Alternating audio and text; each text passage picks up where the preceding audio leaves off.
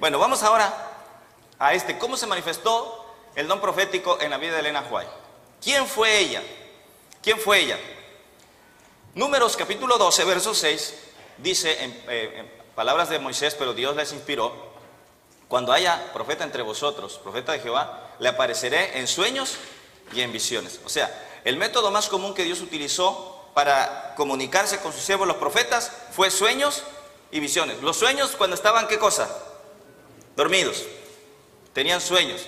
Y las visiones estando despiertos, quedaban ajenos a todo lo que sucedía.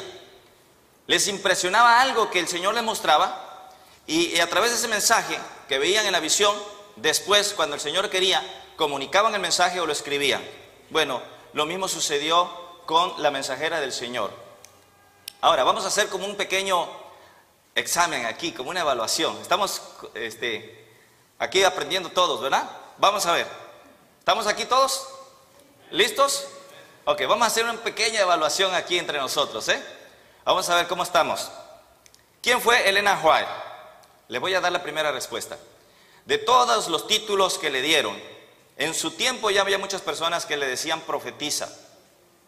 Y eso, ella prefería que no le dirigieran así, no se dirigieran a ella de esa manera, porque siempre el término profeta causa ciertos, no es fácil que alguien le diga a otro, ¿no? Profeta, es mi profeta. Entonces causa ciertos prejuicios. Ella siempre prefirió que se la llamara ¿cómo?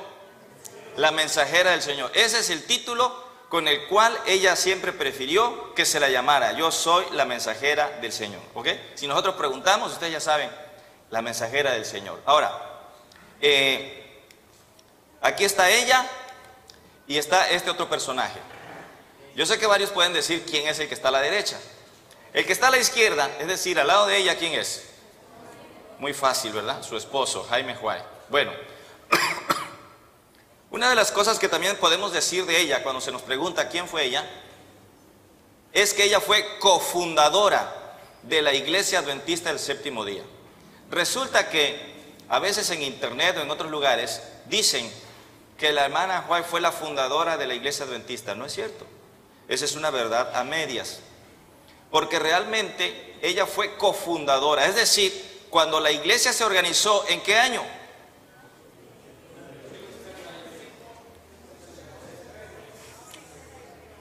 (1863) Cuando la iglesia se organizó en 1863, los primeros tres que participaron en la fundación de la iglesia fue Jaime White, José Bates y Elena White. Ellos tres son los fundadores. Muchos fueron pioneros, pero los fundadores se reconoce al pastor José Bates, a Jaime y a Elena White.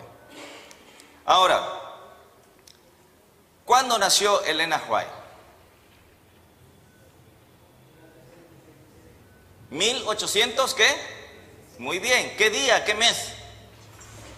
Muy duro. Oiga, pastor, ¿por qué pregunta eso? Bueno, se lo voy a decir para que ustedes sepan. 26 de noviembre de 1827. ¿Alguien es del mes de noviembre? Ok, para ustedes seguramente no va a ser difícil olvidarse. Digo, no va a ser difícil acordarse.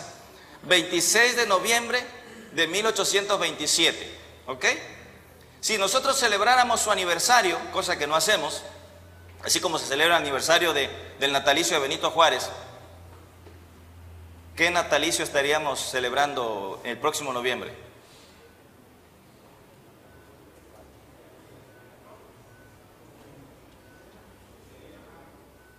¿Sí? ¿Hay? ¿Eh? 186. Ayúdeme. La verdad yo puse así nomás al cálculo, pero no lo saqué bien. Si nació en 1827 y estamos en el 2013, 186, ok. Si celebráramos su aniversario, no lo hacemos para no darle que algunos hermanos nos critiquen de que estamos, pero si se hiciera, celebraríamos su 86 aniversario el próximo noviembre. ¿Cuándo murió ella? Muy bien, 16 de julio de 1915. Ahora, ¿cuántos años vivió? Si nació en 1827 y murió en 1915, ¿cuántos años vivió ella?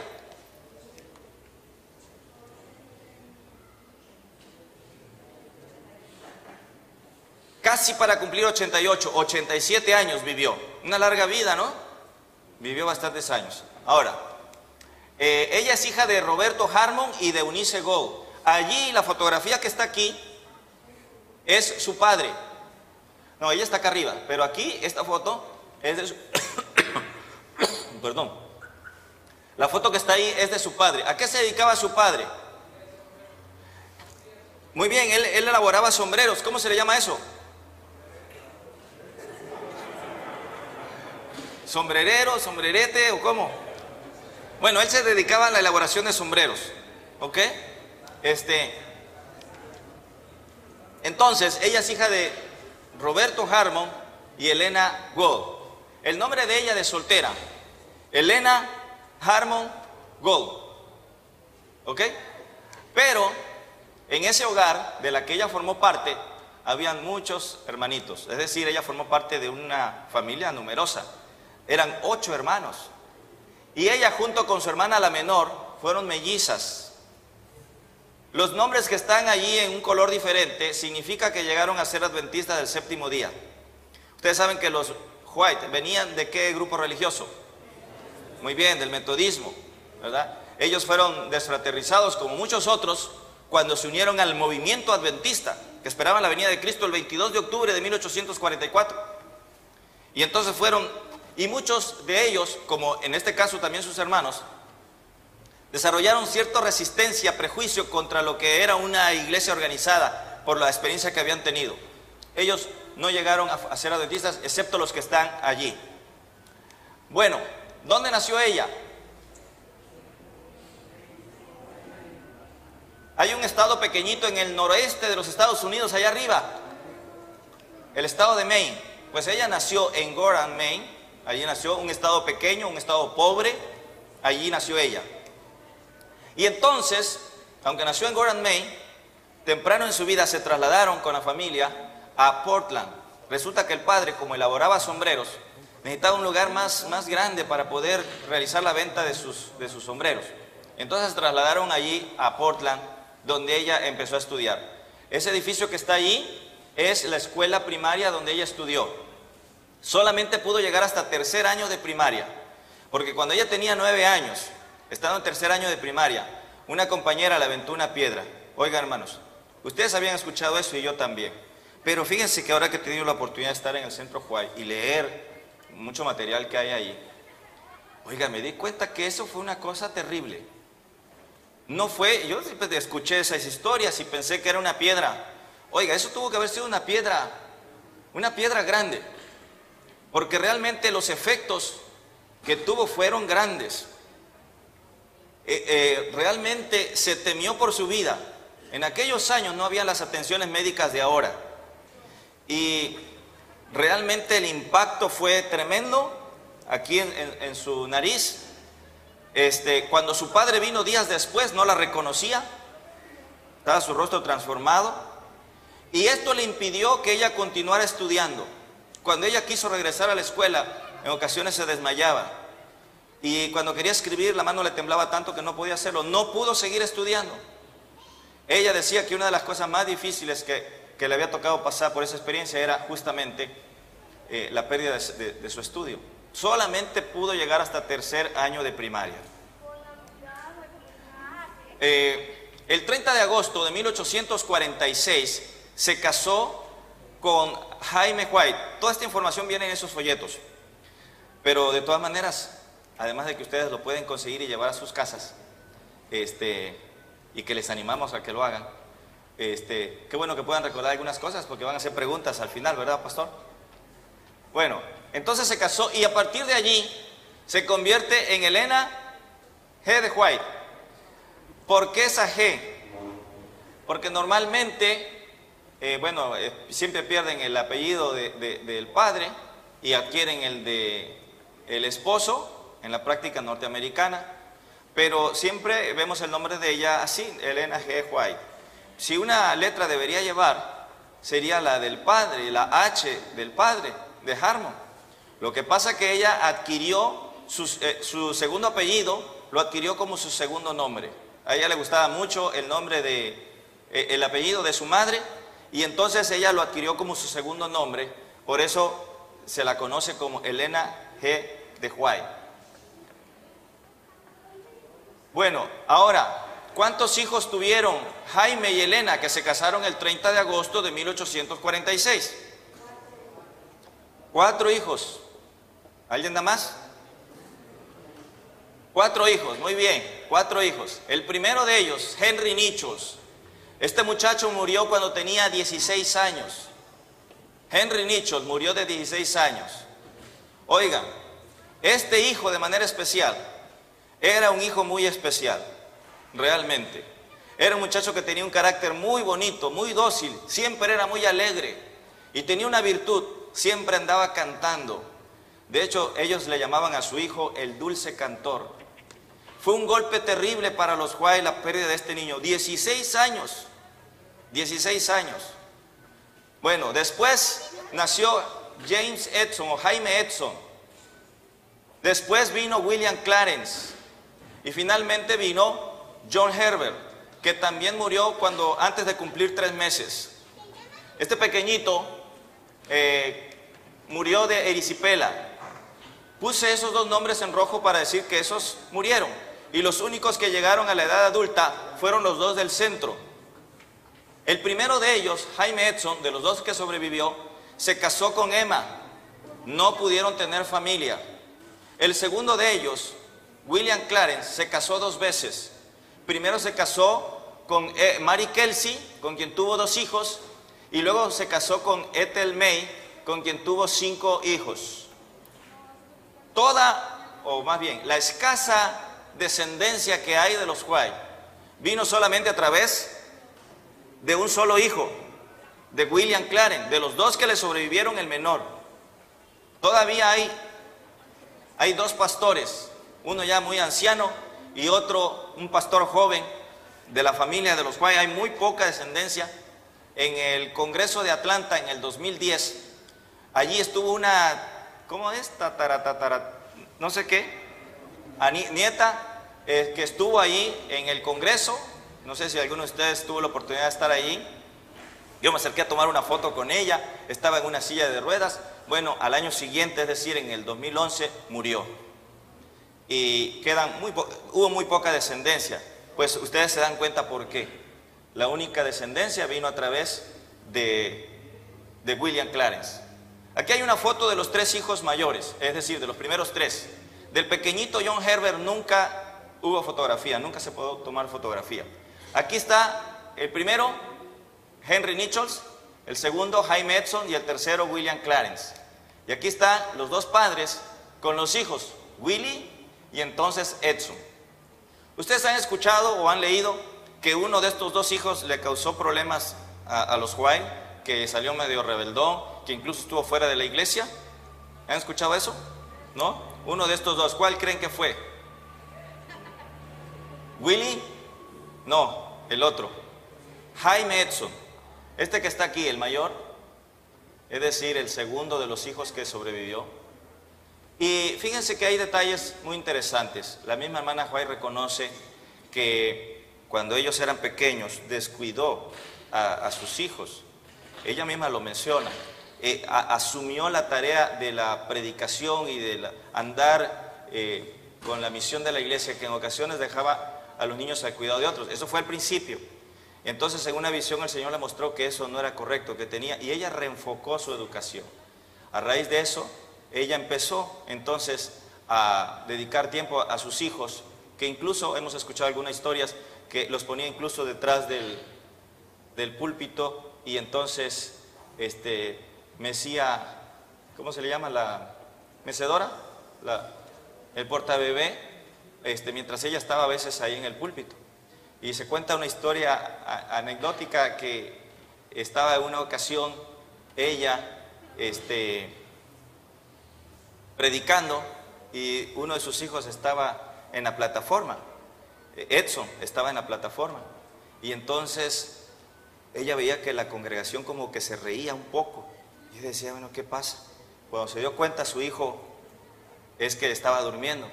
Y entonces ella dijo, yo soy la responsable de eso. Porque cuando mi hijo era pequeño, pues yo lo dormía en el culto mientras yo... Entonces él por eso se dormía, ¿no? Ya de grande. Una broma que la hermana hizo en ese momento.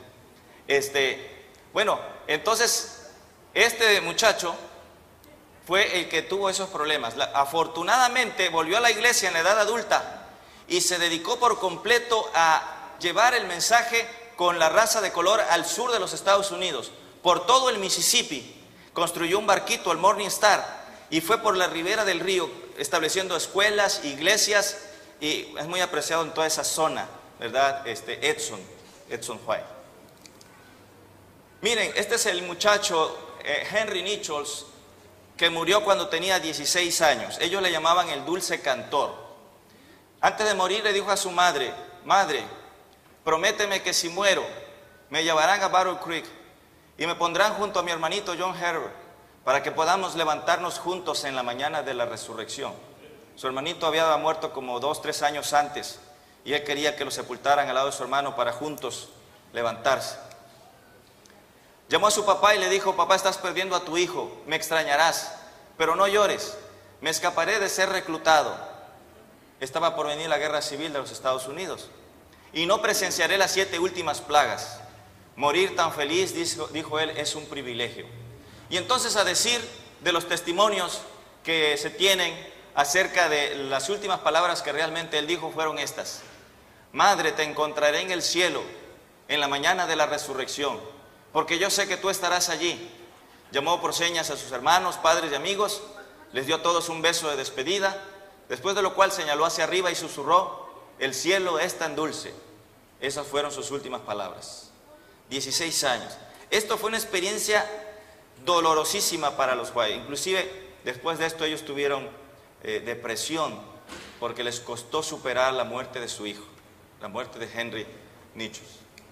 Bueno, aquí están los 2 hijos adultos que sobrevivieron. Jaime Edson a la izquierda arriba, su esposa Emma. Recuerden, no hubo familia, no hubo familia. Y entonces está William y su primera esposa, Mary Kelsey. Ella murió, con ella tuvo 2 hijos. Y entonces después Ethel May, con la que tuvo 5 hijos. Así que en total 7, de donde vino la descendencia de los White. Elena White es considerada una de las escritoras más traducidas de la historia.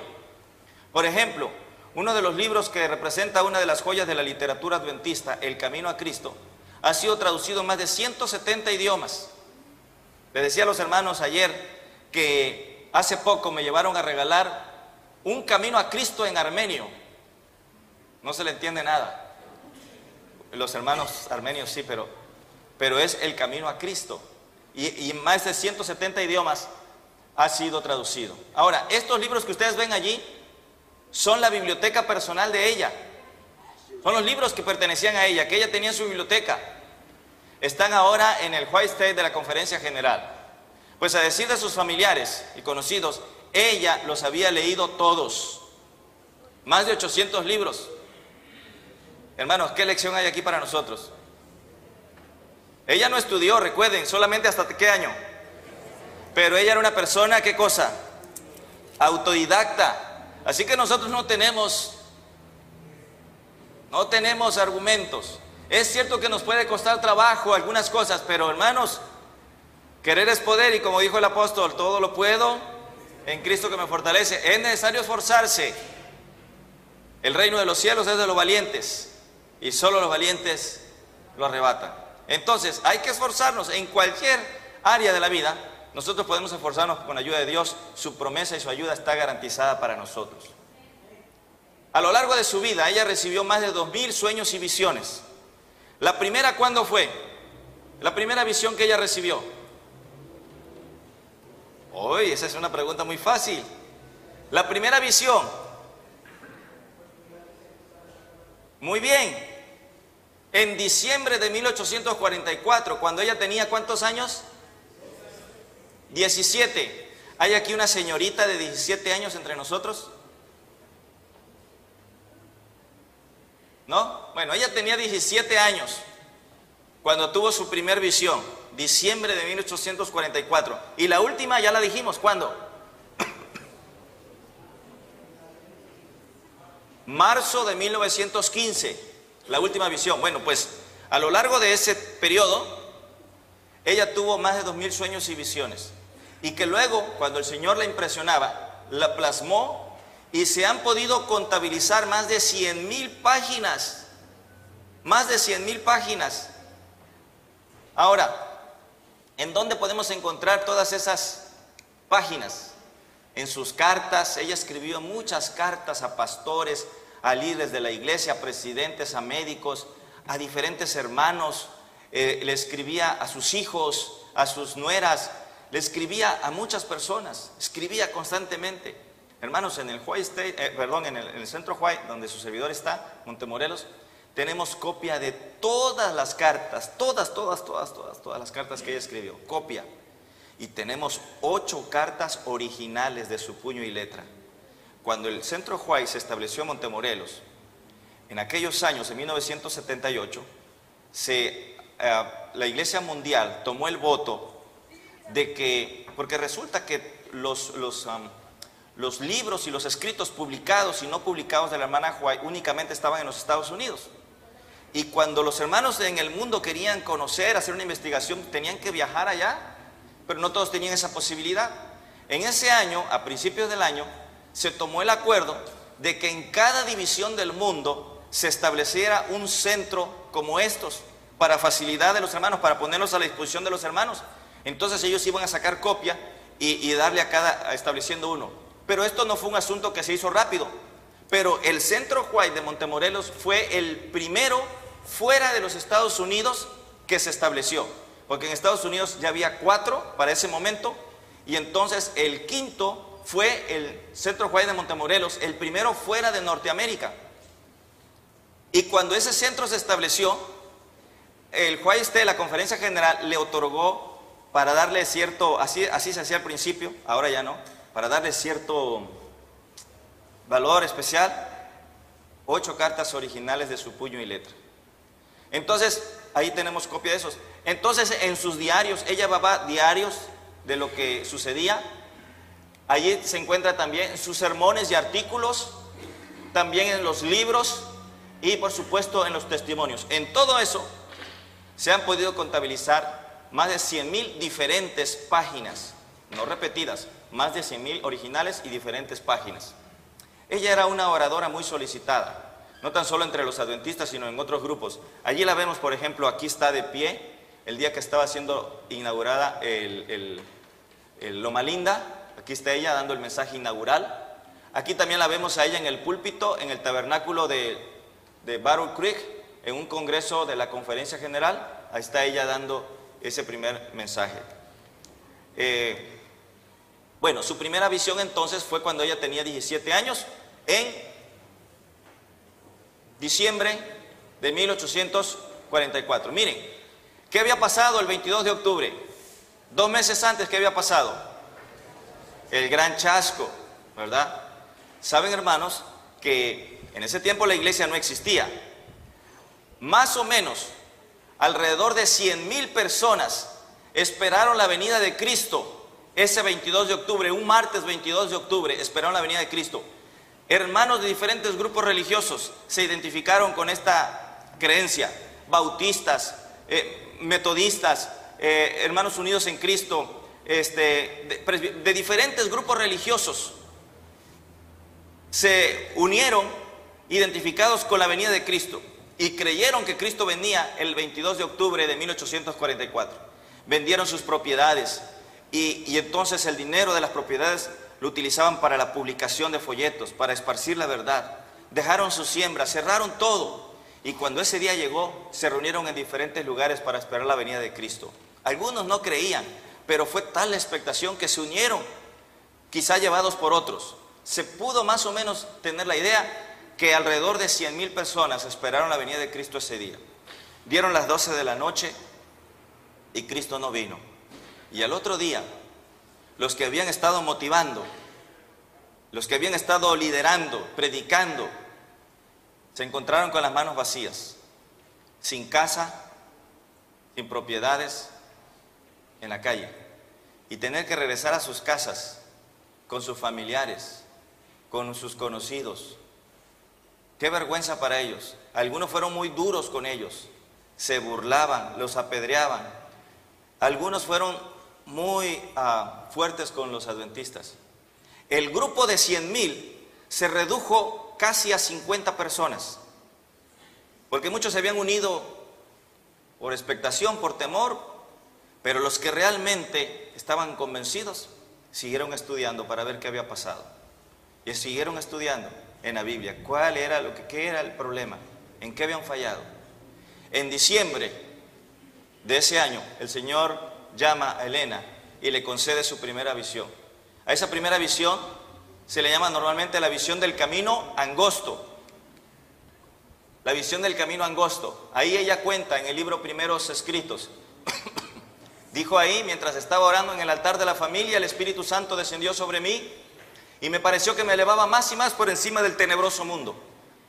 Miré hacia la tierra para buscar al pueblo adventista, pero no lo hallé en parte alguna.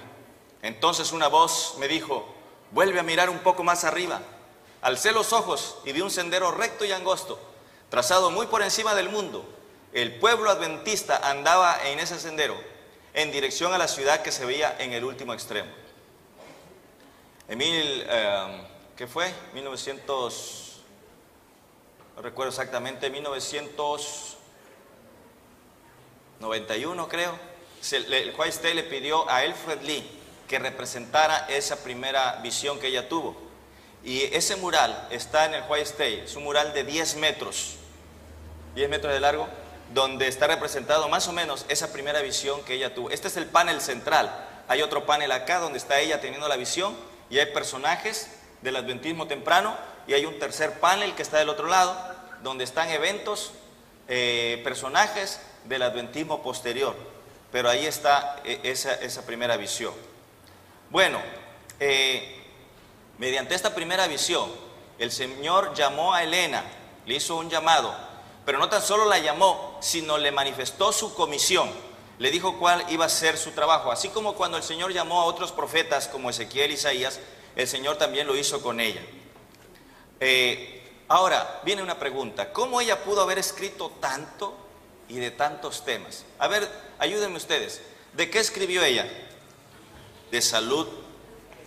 ¿De qué más? Mayordomía, educación. Miren, un paréntesis. Hace unos 2 años atrás, no, un poquito más de 2 años, cuando estábamos en Montemorelos con el nuevo programa de estudio, se estuvo yendo al gobierno del estado de Nuevo León, llevando los planes y eso. Y una doctora allí le regaló a una de las personas importantes del gobierno en el área educativa, que autorizan los programas, le regaló el libro La Educación. Y esa persona leyó el libro o parte del libro y después le llamó y le preguntó por esa persona, que quería invitarla porque dice: ¿qué conceptos tan actuales Y ya le dijo: no, esto corresponde, 1903 este libro fue publicado, y eso. Quedó sorprendido. Entonces, ¿cómo pudo haber escrito ella de tanto y de tantos temas tan diferentes? ¿Cómo creen? Cuando uno lee, por ejemplo, El deseo de todas las gentes, uno recibe la impresión de que Dios estaba detrás de ella, sino ¿cómo pudo haber escrito esas cosas? Bueno, aquí propongo algunas cosas. 2 respuestas. Primero, obviamente mediante la inspiración del Espíritu Santo, porque dice la Escritura que los santos hombres de Dios hablaron siendo inspirados por el Espíritu Santo. Y número 2, con el auxilio de registros históricos.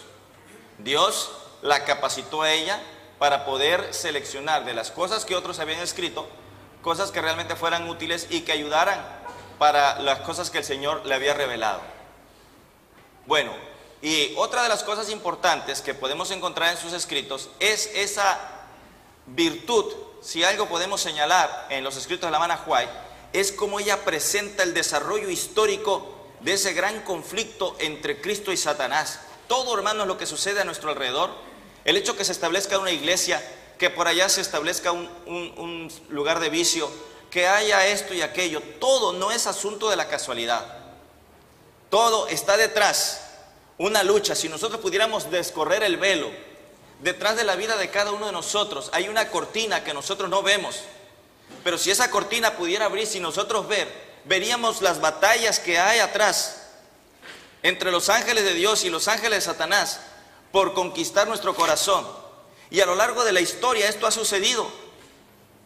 El conflicto cósmico, y lo que la hermana White nos ha otorgado en sus escritos es esa visión que Dios le permitió tener del conflicto entre el bien y el mal a lo largo de la historia, por métodos diferentes, por supuesto.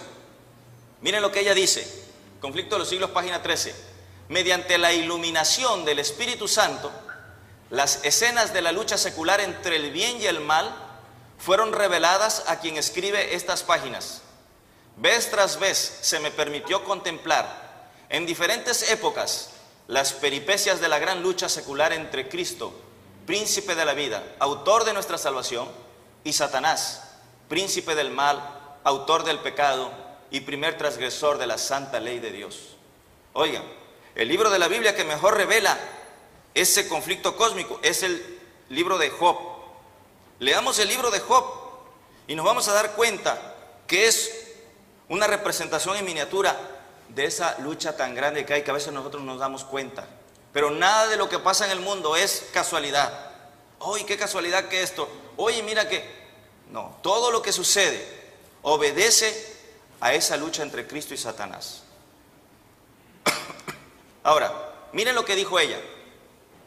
A veces soy llevada muy lejos, dentro del futuro, y se me muestra lo que sucederá. Entonces, de nuevo contemplo sucesos como ocurrieron en el pasado. También ella menciona en el libro Dones Espirituales: dependo del Espíritu del Señor tanto para relatar o escribir una visión como para tenerla. Me es imposible rememorar cosas que me han sido mostradas a menos que el Señor las traiga delante de mí en el momento en que desea que las relate o las escriba. Hubo ocasiones que ella tenía una visión, Dios le daba un mensaje, pero por alguna causa eso se borraba o se mantenía ahí hasta que Dios quería en el momento preciso. Una ocasión ella recibió una visión en donde escuchaba a un hombre predicar y le impresionó esa voz y Dios le dijo: ese hombre está en pecado. Pero la hermana escuchó esa voz y después de la visión pasó el tiempo, pasaron algunos años, y en una ocasión ella llegó a una gran reunión y cuando ella iba por fuera, antes de entrar, escuchó esa voz que años atrás ella había tenido en visión. Y en ese momento Dios la impresionó, porque ella dice que dependo tanto para tener una visión como para relatarla. Me es imposible rememorar a menos que el Señor en el momento en que desea. Y cuando ella iba a entrar, Dios le trajo a la mente eso. Cuando ella entró al lugar, estaba un hombre al frente dirigiendo la reunión, predicando. Y el Señor le dijo: ese es el hombre que yo te mostré. Entonces ella vino hasta el frente y le dijo: usted no tiene derecho de estar allí, bájese. Porque usted tiene en otro lugar una mujer que le llama a usted esposo y unos hijos que le llaman a usted padre. Y en ese lugar él tenía otra esposa y otros hijos. La historia dice que el hombre bajó del púlpito y salió. La gente sorprendida. Y empezaron gente defendiendo al predicador y empezaron momentos de disturbio. Y allá se levantó el hermano de ese hombre y dijo: hey, por favor, tranquilos. Lo que ella ha dicho es verdad. Yo tantas veces le hablé a mi hermano y le dijo, y el testimonio de ese hombre vino a confirmar lo que ella le había recibido. Muchas cosas como esta sucedieron en la vida de la hermana White. Y era en el momento en que Dios quería, cuando finalmente algo volvía a su mente. Ahora, esto que voy a decir ahora también es importante. ¿Cómo recibió ella? ¿Cómo recibió ella la información? Y la respuesta es esta. Me gustaría que ustedes en una frase recuerden esta frase. La voy a decir: representaciones escénicas visuales. Otra vez, en 3 palabras: representaciones escénicas visuales. Ahora les pido un favor. Pensemos o imaginemos lo que estoy diciendo. Representaciones escénicas visuales. ¿Cómo recibió ella la información? Por ejemplo, el libro de Génesis, ¿por quién fue escrito? Oiga, y cuando nosotros leemos el libro de Génesis, empieza desde la creación y luego ¿qué viene? ¿Qué viene después? La caída, el pecado y luego ¿qué más? El diluvio. ¿Cómo pudo haber escrito Moisés eso si vivió cuántos años después? ¿Cómo pudo haber escrito eso? Porque por revelación el Señor le mostró cosas del pasado. Ella dice que ella también en la anterior, ella también recibía cosas a veces del futuro o a veces del pasado o del presente. Las representaciones escénicas visuales fueron el método que el Señor utilizó. Y les voy a poner algunos ejemplos. Miren algunas declaraciones que ella hizo y que pueden encontrar en primeros escritos. Fíjense, en la página, que salió muy chiquita la letra, en la página 148, dice ella, primeros escritos, página 148, vi una tristeza extenderse en el semblante de Adán. ¿Qué entienden con eso? Vi una tristeza extenderse por el semblante de Adán. ¿Qué entendemos con eso? Que como si ella estuvo en el momento cuando, no es que estuvo, sino que Dios trajo, y entonces como que ella formaba parte de esa escena, y dijo que vio una tristeza extenderse por el semblante de Adán, cuando el pecado. Otra, dice, vi al amable Jesús, página 149. Otra, se me mostró a Satanás, ella dice que vio a Satanás, página 152. Contemplé a Jesús en el huerto con sus discípulos. Yo me imagino que ella estaba viendo a Jesús allí, los discípulos alrededor, y ella a lo mejor formando parte de esa escena, mirando cómo uno estaba recargado allá medio dormido. Y entonces ella, cuando nosotros leemos el deseo a todas las gentes, cómo relata detalles tan que uno dice, pues tiene uno que haber estado allí para poder decir todo eso. Otro, se me mostró a Satanás tal como había sido antes. Otro, vi que la hueste angélica se llenó de asombro. Se me mostró que la ley de Dios permanecería inalterable. Bueno, así que las representaciones escénicas visuales fueron el método que Dios utilizó para dar información. Otras frases, página 165, primeros escritos. Fui transportada al tiempo cuando Jesús comió la cena de Pascua con sus discípulos. Otra cosa, fui transportada al tiempo cuando los idólatras paganos perseguían cruelmente y mataban a los cristianos. La sangre corría a torrentes. Se me transportó a la era apostólica y se me mostró que Dios había confiado una obra especial a su amado discípulo Juan. Y así, pues, tantas cosas. Bueno, ¿cuánto tiempo tengo en esta segunda parte?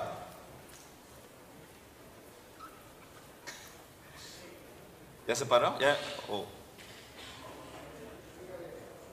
¿Sí? Bueno, entonces le paro para la siguiente presentación.